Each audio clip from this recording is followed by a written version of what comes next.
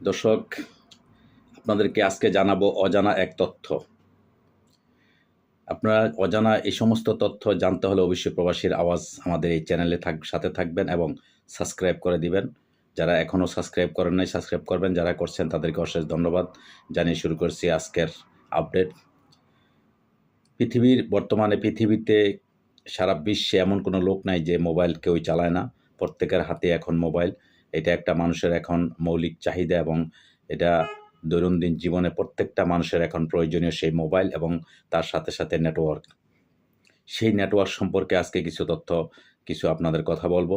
আপনারা জানেন স্পেস এক্সের প্রধান নির্বাহী ইলন মাস্কের প্রতিষ্ঠান স্টারলিংক আনছে ভিন্নধর্মী direct to cell satellite internet সেবা। ইলন মাস্কের সম্পর্কে আমি আগে একটা ভিডিওতে বলছিলাম, তার পরিচয় আমি দিয়েছি তিনি কে। তো যাই হোক, সেই ইলন মাস্কের তাদের যে প্রতিষ্ঠান, সেই প্রতিষ্ঠান থেকে আপনাদেরকে এই সেবাটা দেওয়ার জন্য এটির পরীক্ষামূলক কার্যক্রম শুরু হচ্ছে আজ সোমবার ২৭ জানুয়ারি। সম্প্রতি সামাজিক যোগাযোগ মাধ্যমে এক্সের সাবেক টুইটার এক বার্তায় তিনি এই তথ্য জানিয়েছেন। স্টারলিংকের নতুন এই প্রযুক্তি প্রচলিত মোবাইল ফোন নেটওয়ার্কের চেহারা বদলে দিতে পারে। ডাইরেক্ট টু সেল প্রযুক্তির মাধ্যমে মুঠোফোন ব্যবহারকারীরা সরাসরি স্যাটেলাইটের সঙ্গে সংযুক্ত হতে পারবেন। ফলে দুর্গম পাহাড়, গভীর বন বা মাঝ সমুদ্র থেকেও মুঠোফোনে কল, টেক্সট ও ইন্টারনেট সেবা পাওয়া যাবে। এই সেবার জন্য গ্রাহকদের নতুন ফোন বা বাড়তি কোনো হার্ডওয়্যারের প্রয়োজন হবে না। বিদ্যমান স্মার্টফোন দিয়েই এই সেবা গ্রহণ করা যাবে। স্টারলিংকের এই প্রযুক্তি দুর্যোগ মুহূর্তেই কার্যকর ভূমিকা রাখতে পারে। বিশেষজ্ঞদের মতে ভূমিকম্প, বন্যা বা দুর্নীতি ঝড়ের মতো দুর্যোগে যখন প্রচলিত মোবাইল নেটওয়ার্ক অচল হয়ে যায়, তখন এই সেবা বিকল্প যোগাযোগ ব্যবস্থা হিসেবে গুরুত্বপূর্ণ ভূমিকা রাখতে পারে। স্টারলিংকের নতুন প্রজন্মের স্যাটেলাইট প্রযুক্তি ইন্টারনেটের গতি 2 Gbps পর্যন্ত বাড়াতে পারে। এর ফলে গ্রামীণ ও প্রত্যন্ত অঞ্চলের পাশাপাশি শহর এলাকাতেও উন্নত ইন্টারনেট সেবা নিশ্চিত করা সম্ভব হবে।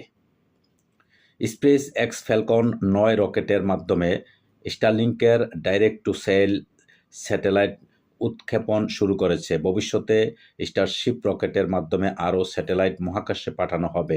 স্যাটেলাইটগুলো লেজার ব্যাকহলের মাধ্যমে স্টারলিংক নেটওয়ার্কের সঙ্গে সংযুক্ত হয়ে বিশ্বব্যাপী দ্রুত ও নিরবিচ্ছিন্ন মোবাইল সংযোগ নিশ্চিত করবে। দর্শক, আপনারা নিশ্চয়ই বুঝতে পারছেন এই ধরনের সেবা আমাদের আরও নতুন প্রযুক্তি, নতুন অনেক কিছু, আমাদের শক্তিশালী নেটওয়ার্ক, এই মোবাইলের পরিবর্তে এমন একদিন আসবে, একটা সময় আমাদের আসবে তখন মোবাইল, এখন তো আমরা আঙ্গুল দিয়ে এভাবে টাচ করতেছি, কোনো এক সময় কিন্তু শুধু টিপতে হইতেছে, এখন ওইটা বাদ দিয়ে এখন টাচ। আবার এমন একটা সময় আসবে টাচ না, শুধু আপনি মোবাইলে আপনার চেহারার দিকে চাইবেন, চাইলে সে অটোমেটিক সে বলে দিবে আপনার মনের খবর কি, আপনার কি কত কিছু আপনারা আরও দেখতে পারবেন সামনে। তো সেই অপেক্ষায় থাকেন। আর নেটওয়ার্ক বর্তমানে যেটা আবিষ্কার করতেছে সেটাও আমাদের জন্য খুবই ভালো।